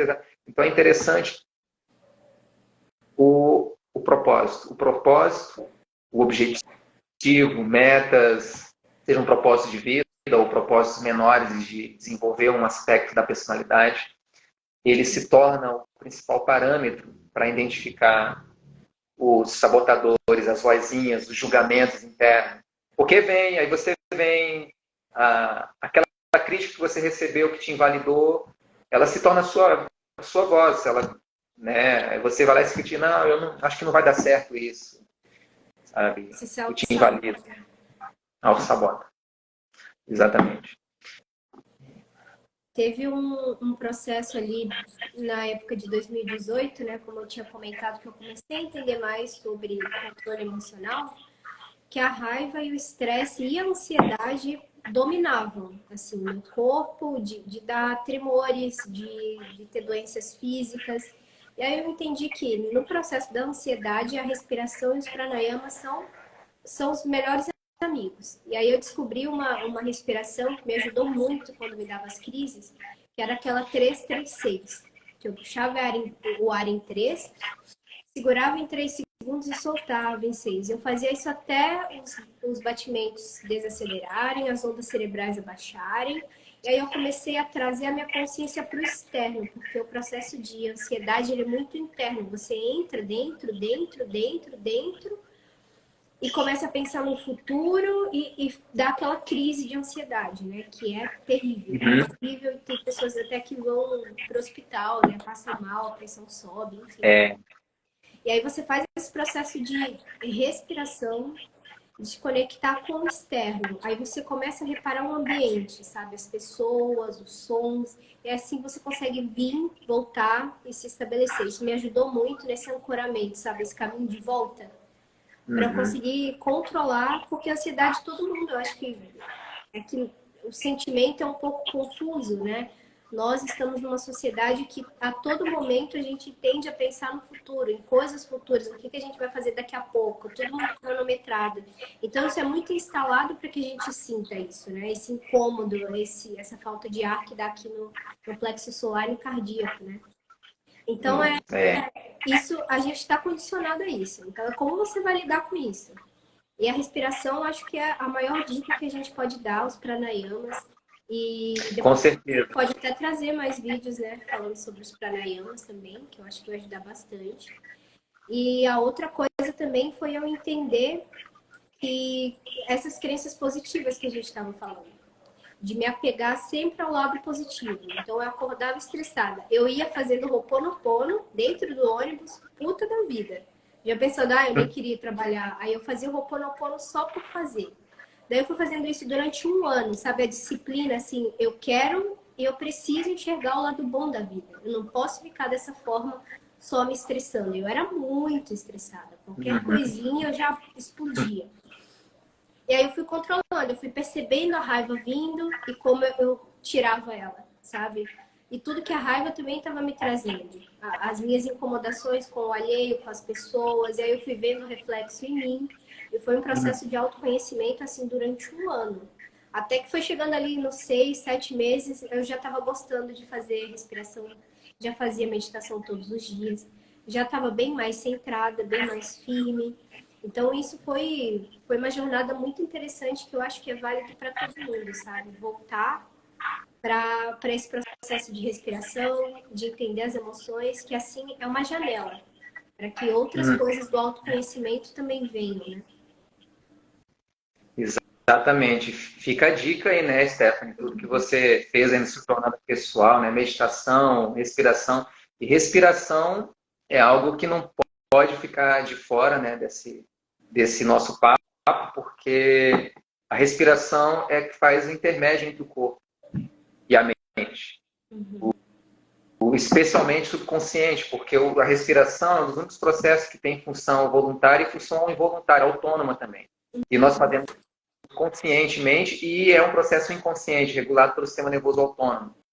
Né? O sistema nervoso autônomo regula as funções, né, que não dependem do nosso uso consciente. Né? Você não precisa controlar os batimentos cardíacos, pode influenciar, né? Mas é a digestão, você come lá o seu hambúrguer, vai digerir, então o sistema nervoso autônomo faz isso. E a respiração é regulada também por ele. E nós temos a capacidade de regular a respiração e de influenciar por isso o sistema nervoso autônomo e ainda, cavando fundo, influenciar esse lugar, todo esse mundo invisível do subconsciente que é influenciado pelo sistema nervoso autônomo. De onde o sistema nervoso autônomo traz coisas para a superfície. Então, o dito no yoga, né, um princípio básico, que a mente regula o corpo e as emoções, a respiração regula a mente. Então, tem até uma dica que eu deixo, né, que geralmente, quando nós estamos sobre um estado de alteração emocional, medo, raiva, nós temos uma excitação, uma ativação maior do sistema nervoso simpático, aquele estado, né, conhecido como luta ou fuga, defesa, em alerta, é o estado reativo, ou para dar no pé, para fugir, ou para se esconder, para se sabotar, ou para lidar de forma, às vezes, muito dramática com a situação, no grito, fazer algo impensado. É o sistema nervoso simpático, que impulsiona a ação, mas quando predomina, gera um estresse, produz adrenalina, cortisol. Então, a respiração como atua nisso? A exalação mais focada, a respiração mais focada na exalação, ativa o sistema nervoso parasimpático, que é responsável pelo relaxamento. Então, quando nós temos uma experiência de estresse, né, é um projeto que tem que apresentar, e aquele estresse, um monte de sabotador lá, e aquela angústia, aí você conseguiu com muita luta, aí depois deu certo, passou, aí relaxa. Tu ficou no modo do sistema nervoso simpático o tempo todo, aí quando acabou tudo, é o sistema nervoso parasimpático, vem, traz um relaxamento. Mas o importante, o melhor é que nós possamos intercalar e equilibrar o uso do sistema nervoso simpático para simpático no dia a dia, né? Para não, de repente, esperar o negócio se vai dar certo ou não. Porque produz muito cortisol, muito estresse, fígado libera muito açúcar, sabe? E isso cria até aumento de peso. Às vezes a pessoa passa uma vida em estresse, nesse modo de sistema simpático. Então, focar em exalações mais prolongadas começa a ativar o sistema nervoso parasimpático. Então, por exemplo, inala em 2, a respiração mesmo que você passou, né? Acho que é o Andrew Weil, ele divulga muito essa respiração. Quando você inala, você traz energia, cria uma ativação no sistema simpático. É bom porque dá um foco. Aí quando você retém o ar, você oxigena, potencializa e vai soltando o ar bem devagar, vai ativando o sistema nervoso parasimpático. E se fizer retenção com os pulmões vazios, você potencializa a ação do sistema parasimpático, de relaxamento. E respiração através das narinas. Aqui nós temos as terminações que regulam o sistema nervoso simpático e parasimpático. Né? E conectado com a amígdala e várias áreas do cérebro. Então, respirar pelas narinas tem aproximadamente 50 funções neurofisiológicas diferentes. Isso é importante. Soltar o ar pela boca é bom, é relaxante. Né? Mais importante que inale pelas narinas. Certo? Então, aliás, aprender a respirar é algo fundamental. A primeira coisa que a gente tem que observar. Então, tem um checklist, eu tenho até uma postagem no meu Insta, só de ansiedade, qual é a primeira coisa que vem na tua mente como solução? É a ida na farmácia da esquina, o que é um entorpecente, sabe? É a dose de uísque, é o álcool ali, o que é? Ou o yoga, é a meditação. Aí tem que ver quem sofre de ansiedade, né? No ponto mais de crise, é ver toma sol com frequência, porque toda a vida interna aqui, intracelular, ela depende do sol. A vida na Terra. A nível da mitocôndria, nós temos os olhos têm fotorreceptores à luz do sol, por onde é captado os fótons, as unidades de luz, e energiza as mitocôndrias. A mitocôndria é a bateria da energia celular do corpo. Então, se toma sol, se pisa na terra, tem contato com a natureza, passa muito tempo exposto à radiação eletromagnética delas, porque tem o fator inverso, a mão inversa da produção de fora para dentro, de uma desarmonia, Stephanie. De excesso de telas, por exemplo, vai desequilibrar o sistema nervoso e vai produzir ansiedade, vai esfriar as extremidades, vai, enfim, desregular todo o funcionamento interno, inclusive o sistema endócrino, e aí pode produzir ansiedade, insegurança, desequilibra os chakras. Os chakras nós sabemos que regulam as funções psicológicas, entende? E porque aqui nós estamos falando o tempo todo de função energética, de movimento de energia. Então, como é que está a contabilidade? Eu passo o dia no escritório, exposto ao ar-condicionado, não tem fluxo natural, não tem íons negativos no ambiente. Na frente da tela do computador, sentado, não tem movimento corporal, porque o movimento gera elétrons. Elétrons é atividade elétrica no corpo, movimento de energia, é prana.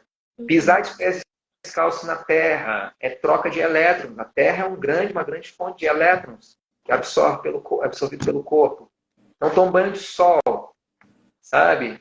E a pessoa pode passar o dia todo, de repente, na frente do computador, de uma tela, e não toma água, não ingere líquido. Pode perturbar o sistema nervoso, não se alimenta direito.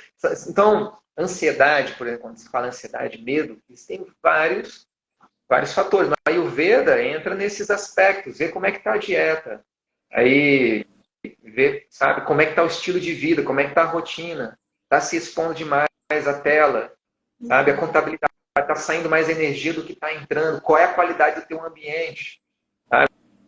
Como é que está lá o teu mapa astrológico, a gente olha os karmas também e tal. Então, não é só, estou ansiosa, estou ansioso, vou tomar um remédio.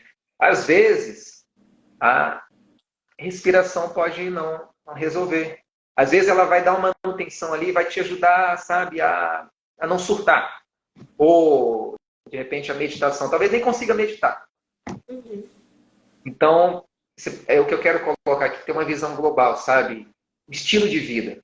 Porque a gente se acostumou com um estilo de vida modernizado, onde muitos elementos naturais estão reduzidos ou subtraídos, principalmente última geração, nova geração, não está, sabe, acostumado e parece que tudo isso é natural, passar o dia na tela.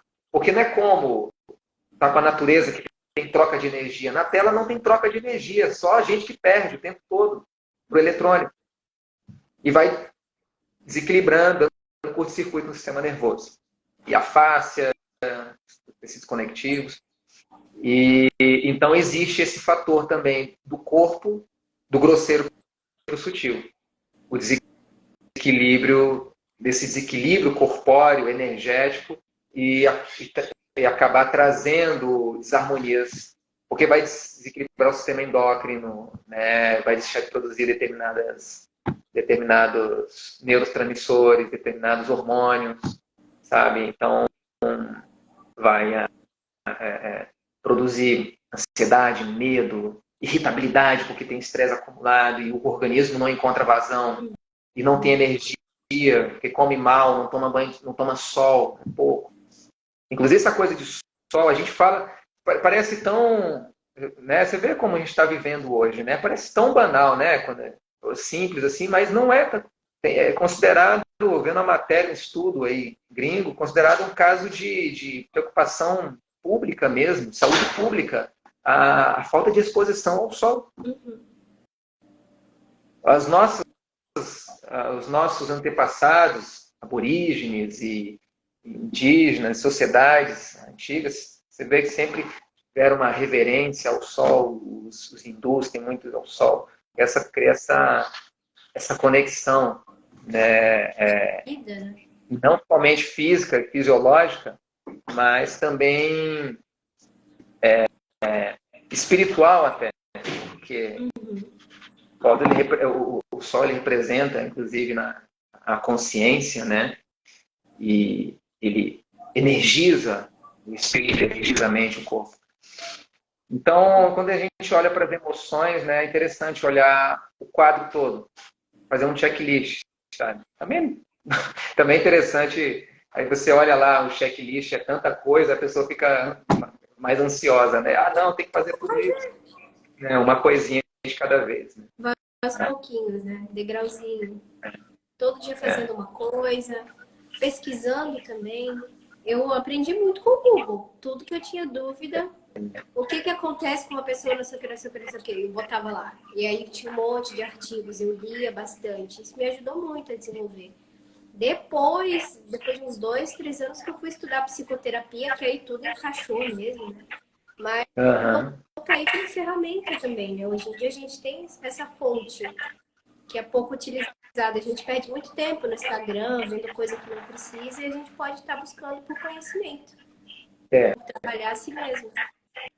Tem muito material, né, Stephanie? Canais no YouTube ensinando respirações, técnicas lá para regulação do nervo vago, que é extremamente importante na regulação emocional, né? Enfim, coisas a serem inseridas gratuitas. no dia a dia. Você está lá dentro do seu escritório, no trabalho, fazer uma pausa, fazer uns alongamentos, uma pranayama, um controle respiratório, né? Então, para quem está aí assistindo, é importante observar, fazer esse exercício já sobre a respiração, ver se a respiração é curta. O organismo passou muito tempo em estresse, a respiração fica encurtada. Porque em estado de estresse, para lidar com uma situação de perigo, né, como a resposta do corpo para lidar com um atraso para o compromisso no trabalho, é o mesmo estímulo lá para lidar com um ataque de um animal feroz. Entende? Então, em estado de estresse, na ativação do sistema nervoso simpático, a respiração é mais curta e rápida, naturalmente. Para economizar, ela é mais curta para economizar oxigênio, para economizar energia para utilizar para a situação de perigo, né? Então, nem sempre é perigo, né? É coisa da mente, né? Do auto-julgamento interno. Então, isso, acostumando com essa vida em estresse, acostuma-se com a respiração curta, rápida, isso torna um padrão. Sem consciência. Sem consciência. Então, é interessante que 60% do movimento da respiração está no abdômen. 60% da capacidade respiratória é ativada na movimentação abdominal, que é onde se ativa o diafragma. O diafragma é o músculo que regula a respiração e está conectado com o sistema nervoso autônomo também.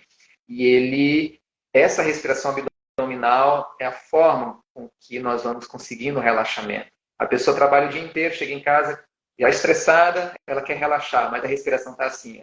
Ela não consegue relaxar, porque o corpo está entendendo que ela vai ter que lidar com algum desafio, alguma situação difícil, uma preocupação, um estresse. Então, a respiração diafragmática, né, movimentando o abdômen, inflando na inalação, esvaziando na exalação, ela é uma respiração de autorregulação básica. Quem está acostumado a respirar de forma curta e rápida vai sentir uma dificuldade. E é normal. Tem que se reacostumar com essa respiração. É uma respiração. Não precisa medicar a ansiedade, não precisa lutar com, né? E nada disso é inimigo. A gente se regula e segue a vida, sabe? Utilizando. E claro, falo assim muito facilmente, sabemos que não é um processo fácil, cada um tem seus níveis de ansiedade, nível de crise, sabe? Então, mas eu estou dando aqui uma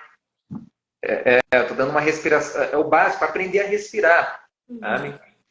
Não vai conseguir fazer técnicas mais avançadas. Outra forma de regular o nervo vago, que faz, né, a conexão entre o cérebro, aqui, o sistema nervoso entérico com o cérebro, os dois cérebros, né? Cérebro no intestino e o chamam de segundo cérebro, né? O estômago, cérebro intracraniano, nervo vago faz essa conexão. Então, respirações equalizadas, mesma duração. Inalar, por exemplo, em 3 segundos, exalar em 3 segundos. Ficar por uns 5 minutos praticando essa respiração. Aí dentro da tua capacidade respiratória, se 3 segundos for muito, faz 2, começa com 2 segundos, 2 por 2. Vai progredindo 3 por 3. A ativação é mais forte, a regulação é mais rápida e eficaz do nervo vago no padrão 4x4 em diante. 4x4, 5x5. Né, que vai equalizando os ritmos internos. Porque até o pH ele se altera com a oscilação da respiração o tempo todo. Pressão sanguínea, batimentos cardíacos, ondulações do cérebro, tudo o tempo todo está oscilando de acordo com a respiração. E nós falamos de padrões emocionais, de sombra, tudo aquilo que nós falamos, quando tu está dentro de uma janelinha lá do passado, a tua respiração vai estar sempre no mesmo padrão da emoção experimentada. Sempre a respiração sempre vai se alterar com a alteração emocional. Inclusive, no meio, eu estudei um pouco das ciências, das artes cênicas, uns métodos modernos, bem interessantes, têm utilizado a respiração para invocar emoções. Uma respiração em um padrão específico para produzir raiva, para incitar a raiva. E como a respiração está movimentando energia, E, na verdade, segundo o yoga, a tradição do yoga, a respiração ela retém os padrões kármicos, inclusive, energeticamente. Ela traz os registros kármicos dentro dela. Por isso que o yoga é tão fundamental, os pranayamas. Então, eles usam para produzir alegria, para produzir tristeza, para produzir... Então, como a respiração ela produz... É o movimento da energia, é o movimento da consciência, é o movimento dos princípios que permeiam toda a existência, dentro do nível micro em nós, eles perceberam como, quando o ator está lá fazendo a respiração, cria uma conexão, uma ressonância e empatia com o espectador. Sem a respiração, só com a transformação facial e gestual, não conseguia criar ressonância. Então, com a respiração, não só produzia, transformava o corpo, invocava o estado, como criava ressonância no espectador. Porque está movimentando energia, porque está movimentando o campo com que a gente se conecta. Né? Então, um passo fundamental para criar empatia. Está conversando com a pessoa, viu um incômodo, sentiu um incômodo, começa a regular a respiração, soltando ar devagar. E é interessante que tem um fenômeno de ressonância. Se a pessoa está em estado de desarmonia, se tu tiver antenada, tu vai sentir isso em você. Tu vai sentir um incômodo. E quando você se percebe e se autorregula, essa autorregulação reflete de volta para ela. E a pessoa de repente fala, nossa, mas foi tão bom conversar com você, obrigado pela ajuda, mas não fiz nada. Você estava ali, presente, sem julgamento, atenta, em empatia. E nesse estado, livre de julgamento, que o primeiro passo para criar empatia é tirar o julgamento da mente. Está lá desabafando. Ai, que saco. Ela está pensando lá, porque não acaba, vai falar mais rápido, vai terminar logo. Tem aquelas mentes mais aceleradas. Então, isso não cria rapport, né? Não cria ressonância. Inclusive, isso é ramo isso é aplicado nas terapêuticas hoje. É coisa da neurobiologia interpessoal, que se chama, né? Essa conexão energética. Os terapeutas usam a autorregulação para regular os pacientes. E isso é importante para o nosso dia a dia. Eu tive muitas experiências assim com pessoas que eu atendi, né, quando ainda atendia, em casos assim, a pessoa está chorando na minha frente, uma crise. Eu lembro de um caso, a pessoa estava trazendo uma raiva de uma vida inteira para fora. Eu senti meu corpo adormecer inteiro. A minha respiração ficou travada. E parecia que a sala estava balançando. Eu fiquei extremamente perturbado. E aí o que acontece? Eu respirei fundo e foi soltando o ar bem devagar. Quando você conclui a primeira exalação, o teu sistema nervoso não é o mesmo. Tu não está mais num estado automático. Porque tu assumiu o controle já da respiração. Tu assumiu o controle da respiração, tu assumiu o controle de todas as tuas funções internas. Da pele até o teu espírito. Porque a energia controlada, movida pela respiração, faz a ligação entre espírito e matéria. Então, a respiração tem esse poder. E quando eu completei a primeira exalação, comecei a acalmar. E eu notei quando ela começou a acalmar. Então, eu vi uma contra-regulação. De onde vem isso? Da criança, esse entendimento. A criança, o sistema dela, o sistema nervoso autônomo, conecta com os cuidadores nos primeiros anos, porque ela é totalmente dependente, buscando um suporte. Quando os cuidadores estão equilibrados, emocionalmente harmonizados, a regulação, a contra-regulação acontece, retorna para o bebê. Mas se não tem, os pais estão piores ainda, em estresse, o caos se instala. Né? E isso foi trazido para as abordagens terapêuticas, os relacionamentos. Então, a gente quer criar empatia, a primeira coisa é reduzir o julgamento. Não só vamos estar começando a criar empatia, como vamos trabalhando essa relação conosco, com as nossas crianças internas, baseada em julgamento e crítica, sabe? Então, a empatia tira o julgamento. Então, um olhar atento, compreensivo, naturalmente, daí o terceiro estágio é uma consequência, que é a empatia. Uhum. E aí não tem bloqueadores. E da empatia vem o próximo estágio, como uma consequência natural, é o de estado de compaixão. É a compaixão. É quando é a forma mais próxima, mais prática da gente se aproximar desse estado de conexão que se fala na espiritualidade, de somos um, somos todos unidos. Porque uma coisa é sentir ler uma teoria quântica, que tudo está conectado. Outra coisa é experimentar aqui. E essa compaixão que nós criamos é uma consequência natural da ausência do julgamento e do olhar acolhedor e atento. É a mesma atitude necessária para consigo mesmo.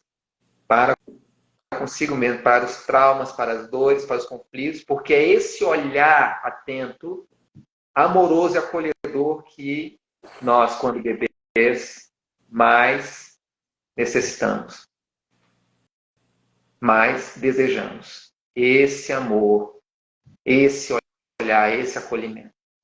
Uhum. E aí nós não vamos mais buscar isso do outro, do mundo, depender do outro. E você não me ama, e você não me olha. Aquela criança, né, quando vem fazendo aquele drama, né, sabe? Então você vai criar empatia consigo mesmo. E aí o tempo todo nós temos essa oportunidade de criar empatia. Veio a ansiedade, abraça o teu corpo, toca o seu próprio corpo, faz uma automassagem, fala para o teu corpo, as tuas células vão receber, as tuas crianças interiores vão receber essa mensagem, olha, tá tudo bem, sabe? Tá tudo bem. Porque isso é uma resposta automática a uma ameaça que não está ali, só um gatilho, né? Uma ideia engatilhada do passado. A gente vem e faz esse trabalho de autoempatia, de autocompaixão. E o movimento é esse da energia yin, movimento feminino, sabe? Desvencilhando esse movimento. Todo é energia yin. Hã? Esse lado todo das emoções vem do lado yin. Isso tudo é yin, as emoções, essa dinâmica interna das emoções é yin, que é o que rege o magnetismo do corpo e da mente, sabe? E até a linguagem, é importante a gente trabalhar, tem essa coisa, a herança do patriarcado, vou lutar contra isso aqui, vou lutar contra a ansiedade, não vai lutar contra nada. A gente não vai lutar contra nada. A gente vai aproximar, a gente vai acolher, a gente vai amar, vai desenvolver empatia e compaixão.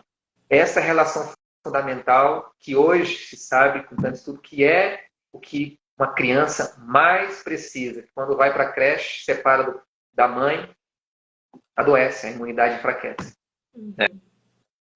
Então, ouço relatos constantes, meu filho também. Aí parece que é a creche, né? Que é criança e pega doença, é a dor da separação. Eu quero estar conectado, não estou. Esse lado então, é muito importante, né? Principalmente para esse novo ciclo que vem no planeta Terra, onde para se aprofundar na espiritualidade, você precisa primeiro entender as questões do seu corpo, e inclusive as emoções, essas sutilezas. As emoções tá muito ligada também com todo esse plano espiritual, né? Com todas as energias também que vêm através das emoções. Isso mesmo, Stephanie. Acho legal você falar isso.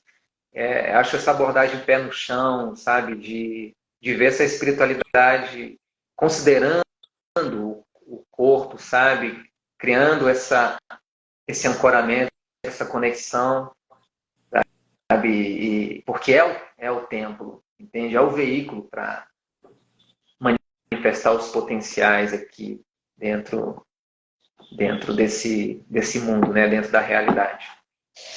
E o passo é esse. Em todo passo, em toda a tradição espiritual, em toda a ciência espiritual, a gente vai ver sempre o amor como algo central. Mas não é algo, o amor, sabe, algo a ser compreendido, né? Pode ser um tema complexo para muitas pessoas. Mas vamos olhar extensões desse amor incondicional como o acolhimento, a compreensão, exercitar essas coisas. Eu gosto de trabalhar a mão negativa. Eu não vou falar para você, vai, ama, você tem que amar mais. Essa abordagem não funciona. Então a gente precisa desenvolver uma proximidade, um toque mais íntimo, né? Um contato mais próximo com o nosso próprio corpo. Nós não conhecemos nossos instrumentos. Sabe? Hoje nós temos a biologia quântica, é incrível quanto de conhecimento é trazido sobre o funcionamento do corpo, só falando de fisiologia e anatomia. É uma coisa incrível, a conexão eletromagnética com tudo, com as coisas, com o reino vegetal, e o que acontece no sistema nervoso, tecidos conectivos, sabe? Então, nós precisamos estabelecer esse... Eu ia falar uma outra coisa que agora eu esqueci. É estabelecer esse contato com o nosso corpo, com as nossas emoções e conhecer, esmiuçar. Hoje, isso tornou uma prioridade na minha vida espiritual. Hoje mesmo, eu tenho muitos materiais, às vezes outro eu estou fuçando, estava vendo hoje sobre visão remota, né? Aí, sempre estou lendo assim, aí eu vou lá e paro, não, quer saber? Isso não...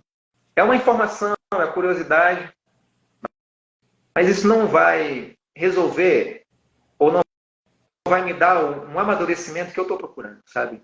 Aí eu fui lá olhar coisas sobre emoções. E é muito interessante, porque é sobre a nossa realidade fundamental.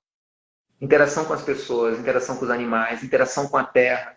E isso é interessante, porque nossos meridianos se comunicam com a Terra, com o campo da Terra o tempo todo, a mente com a noosfera, que é a mente da Terra, e o ferro no sangue se comunica com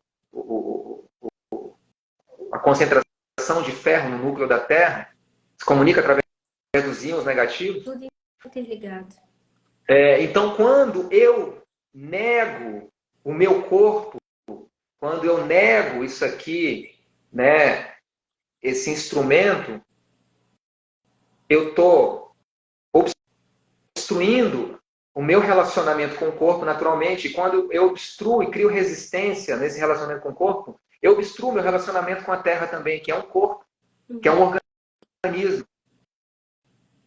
E com toda a beleza e a riqueza que ela tem, que ela nos oferece. Olha só, porque dessa desconexão do meu corpo, eu não posso saber o que é me conectar. Eu estou com desconexão, se torna um padrão. É igual relacionamento. As pessoas viveram um padrão, acostumaram-se com um padrão de relacionamento desde a infância e vai atraindo pessoas naquele padrão que está registrado, que está armazenado. No subconsciente. No subconsciente. Dor, briga, faz parte dos relacionamentos. Sabe? Diz que faz... Claro, acontece, né? Mas essa parte da conexão com a Terra, a gente pode trazer até no próximo vídeo, que a gente já está estendendo um pouco aqui, mas eu tenho muita coisa também muito legal para falar sobre a aceitação do corpo humano. Porque eu passei por um processo a gente acabou invadindo, legal. né? Oi? Não escutei. A gente acabou invadindo, entrando naturalmente na coisa do corpo, né? Isso é muito importante. Tem muita coisa para falar sobre isso. Autoaceitação, amor próprio, como você lida com o corpo, como está tudo interligado. Nós também que vemos de fora, a gente tem uma outra visão sobre o corpo humano. Então, nossa, é muito assunto que dá para trazer, que eu acho que vai ser bem legal. Tem muita coisa. Tem até algumas ideias lá de Lemúria sobre essa coisa da dificuldade com o corpo, né? Com a corporeidade, que é uma coisa que a gente pode evitar agora, né? E retratar agora, né? Mas, então, gratidão. Eu acho legal. Eu acho que a gente já falou muita coisa hoje, né? Senão a gente vai entrar em mais assuntos e aí a gente vai ficar umas 5 horas. Se deixar, eu fico. Mas... eu me empolgo. Acaba gravando por etapazinhas assim, mais assuntos, porque é muito conteúdo. Eu acho que é um bombardeio de informação, é muito interessante, informação necessária mesmo, né, para as pessoas, para o básico. E sempre bom ter você aqui. Eu vejo muito geneticista, assim, sabe? Falando em nível espiritual, é muito legal. Só gratidão. É, eu que agradeço, Sérgio. Sabe que antes daqui da nossa live hoje, eu pensei em te sugerir de fazermos uma outra sobre o corpo. Porque eu já até imaginei que ia desembocar no corpo, porque não tem como separar. Você vê que tudo no final se integra. Então, é interessante Próxima, já fazer. fica aqui registrado que a gente vai abordar É, essa parte do corpo também. é isso. Então, É obrigado pela oportunidade isso. mais uma vez. Gratidão. Vamos conversando. Vamos sim. Obrigado aos ouvintes e pela paciência, presença. Quem está ouvindo vai assistir na gravação, né? Vai ficar gravado. Uhum. Dessa vez a gente vai finalizar direitinho, né? Da outra vez caiu. Isso aí, agora vai ficar bem bonitinho. Então, Certo? Obrigada. tá bom. Até. Obrigado, Stephanie. Gratidão. Até a próxima. Até a próxima. Grande abraço.